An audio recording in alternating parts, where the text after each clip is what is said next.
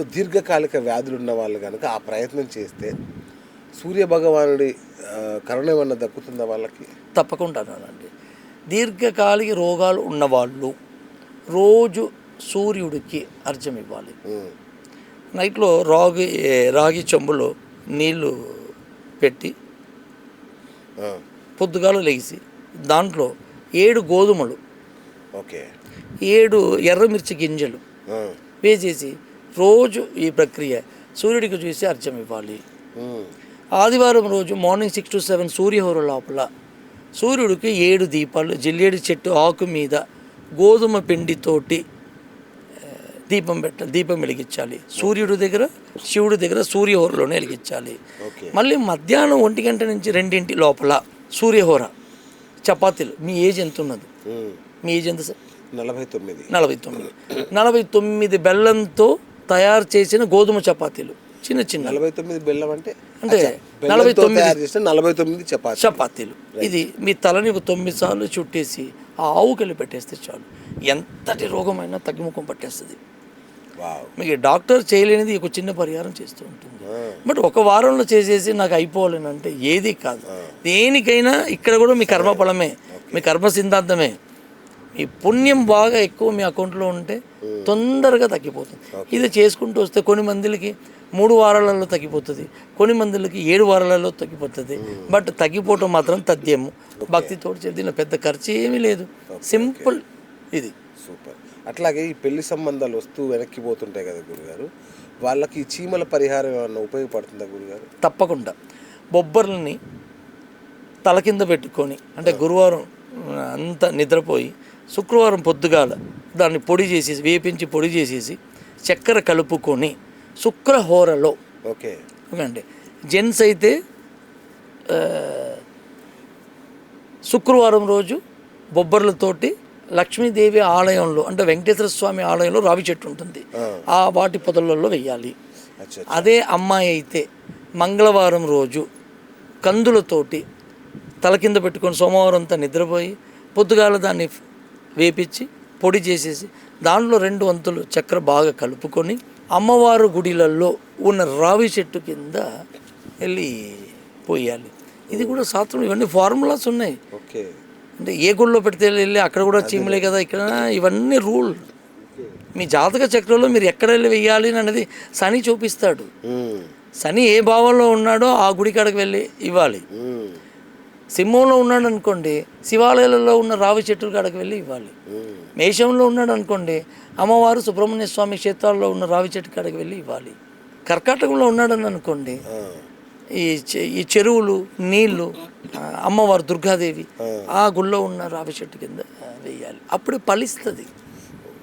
ఎక్కడైనా చీమలే కానీ నేను వేస్తాను కానీ అని అంటే దాని ఫలితం తక్కువ ఉంటుంది, రేట్ ఆఫ్ పర్సంటేజ్ తక్కువ ఉంటుంది. మన జాతక చక్రము శివయ్య మనం పుట్టినప్పుడే తాళం మనకి తయారు చేసేటప్పుడు తయారు చేసేస్తాడు. సో మీరు ఏం చేయాలి, ఏ గుడికి వెళ్ళాలి, ఎప్పుడు వెళ్ళాలి, ఎలా చేయాలని అన్నది మీ ఒక 12 ఘట్టాల్లో రాసి పెట్టేశాడు ఆల్రెడీ. పరిహారం కూడా దాంట్లోనే పెట్టాడు. అవి చేస్తేనే మీకు సక్సెస్. అది కాకుండా నేను ఈ పరిహారం చేశాను, చాలా మంది మీరు నోట్లో వచ్చాను, నేను అన్ని గుడిలు చెయ్యలేని పూజ అంటూ లేదండి, అన్నీ చేసేస్తాను ఫలించదు. ఎలా ఫలించదండి? మీకు ఇక్కడ మీరు మీ తాళాలు వదిలేసి మీరు ఎన్నో తాళాలు పెడితే లాక్ ఓపెన్ అవుతుందా? ఓపెన్ అవుతుందిగా. మీకు ఏ చెవి అయితే అక్కడ తయారు చేసి పెట్టిందో దాంతో ఓపెన్ చేస్తే మీకు ఓపెన్ అవుతుంది. అది వదిలేసి మీరు 1,00,000 కాదు 1,00,000 చెవులతో ఓపెన్ చేసినా ఓపెన్ కాదు. ఈ పూజలు కూడా అంతే. మీరు ఏ పూజ చేయాలన్నది విధింపబడినది, అదే చేసుకోవాలి. ఇంకొకటి గురుగారు, వ్యాపారాలలో పదే నష్టపోతుంటారు, కంటికి కనబడిన శత్రువు చేతిలో మోసపోతుంటారు. ఇట్లాంటి వాళ్ళకి నక్కతోక పరిహారం ఎట్లా ఉపయోగపడుతుంది? వీళ్ళకి బాగా పనిచేస్తుంది నక్కతోకని. వాళ్ళు కనుక చచ్చిపోయినంటే దీంట్లో ఇంకోటి కూడా ఉన్నదండి, దాన్ని చంపి తీసుకోకూడదు. ఓకే, అది మళ్ళీ దోషం అవుతుంది. బతికించారా? లేదంటే ఇప్పుడు మన వాళ్ళందరూ నక్కలు చంపడానికి పరిగెడతారు, అది చాలా దోషము. ప్లస్ దాంతోపాటు అఫెన్స్ కూడా. అంటే విల్డ్ అనిమల్ యాక్ట్ కింద మళ్ళీ యాక్ట్ బుక్ అవుతుంది, మళ్ళీ కేసు బుక్ అవుతుంది. చంపకూడదండి, ఏ ప్రాణిని చంపకూడదు. చచ్చిపోయిన ఏదైనా మృగం చంపేసి ఉంటుంది చూసారా, అలాంటి ఒక చచ్చిపోయిన దాన్ని మీరు వాడుకోవచ్చు. ఓకే. బ్రతికున్న దాన్ని చంపితే మాత్రం మీకు అది పనిచేయదు. మళ్ళీ దాంతోపాటు మీకు అఫెన్స్ కూడా బుక్ అవుతుంది. మళ్ళీ గురుగారు మీరు నేను వెళ్ళి చంపి తీసుకున్నాను, నా పైన కేసు బుక్ అయింది అని మళ్ళీ నన్ను అనబాకండి. గురుగారు నక్కతొక్క మీ దగ్గర ఉంది కాబట్టి మాకు కష్టాలు ఏమొద్దు, చక్కగా మీ దగ్గరకు వచ్చేస్తాం, మీరు తొక్కించండి చాలు. నా దగ్గర రావాకండి. అదేంటి మరి నాకున్నది ఒకటే, దాన్ని పెట్టుకుని నా అదృష్టాన్ని నేను మార్చుకుంటున్నాను. మరి మా ప్రేక్షకులకు కావాలంటే ఎట్లా? ఇది నాకు కొన్ని సంవత్సరాలు పట్టింది ఇది నేను తెచ్చుకోవడానికి. అది ఎప్పుడు సస్తుందా, అది ఎప్పుడు సచ్చింది నాకు దొరుకుతుందా అని నేను ఎన్నో దేవుని మొక్కుకుంటూ ఉంటాను. మరి మా పరిస్థితి ఏంటి? మేము ఇప్పుడు ప్రేక్షకులందరూ ఇప్పుడు మీకు ఫోన్ చేస్తారు, నాకు నక్కతోక తొక్కాలి నేను అని. వాళ్ళు ఏం చేస్తారు మీరు? వాళ్ళ అదృష్టం, దానికి కూడా అదృష్టం, నక్కతోక తొక్కాలని కూడా అదృష్టం కావాలి కదా. అంతే. చూద్దాం, మీ దగ్గర నక్కతొక్క మా ప్రేక్షకులతో కూడా తొక్కేయాలని కోరుకుంటున్నాం. ఇది వ్యాపారం చేసేది కాదండి.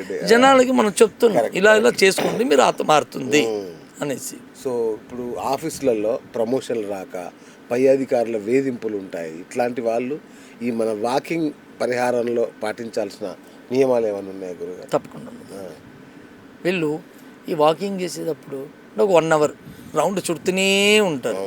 అదే 1 hour ఇక్కడ ఒక వినాయకుడి గుడినో, వాళ్ళ ఇష్టదైవం ఎవరు, వాళ్ళ కులదేవత ఎవరు, వాళ్ళ కర్ణనాథుడు ఎవరు, వాళ్ళ ఉపాసన దేవత ఎవరు, అది తెలుసుకొని ఆ గుడినే వీళ్ళు ప్రదక్షిణ చేసుకుంటూ సంకల్పం చేసుకుంటూ ఒక 48 days అలాగ చుట్టుకుంటూ వచ్చారనుకోండి, ఆటోమేటిక్గా వాళ్ళు అనుకున్న సంకల్పం నెరవేరాల్సిందే, ఖచ్చితంగా నెరవేరుతుంది. పర్టికులర్ దేవుడి దగ్గర ఎప్పుడైనా ఒక టైం, అది ఆ టైంకి వచ్చి చుట్టాలి. అది ఇప్పుడు మీది స్కూల్, ఓన్ స్కూల్ ఉంది, మీరు మీ ఇష్టం, మీరు ఎప్పుడైనా బిల్లు కట్టుకోవచ్చుగా. అట్లా ఉండదుగా. ఎందుకు? మీ స్కూలేగా, దానికి సమయం ఉంటుందిగా. మీ స్కూల్ అయినా కూడా మీరు రూల్ అనేది ఒకటి ఉంటుంది, కరెక్టేనా? సో దేవుడికి కూడా ఒక రూల్ అనేది ఉండదు, టైం అనేది ఉండదు. ఇప్పుడు పెద్ద పెద్ద గుళ్ళల్లో కరెక్ట్గా పలాని టయానికే అతనికి స్క్రీన్ వేసేసి ఆ భోజనం పెడతారు. ఎందుకు? ఒక 1 hour లేట్గా పెట్టచ్చుగా, దేవుడు నిన్న కోపడతాడా? ఆ టైం అంత ఇంపార్టెంట్. ఆ దేవుడికి కూడా పూజ చేసే డైలీ ఒకటే టైం, ఆ టయానికి చేస్తేనే సక్సెస్. ఈరోజు నేను 4 లేచాను, ఒకరోజు 8 లేచి చేశాను, ఇంకో రోజు నాకు నిద్ర రాలేదు 3 లేచి చేశానంటే నడవదు.